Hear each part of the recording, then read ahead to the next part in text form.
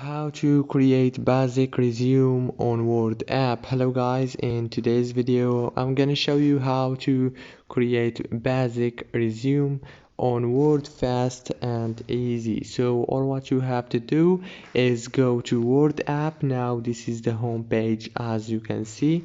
Now go to the top corner right here on the plus icon and click on it, and now go down until you find the resume right here. Okay, and here is it, the basic resume, as you can see.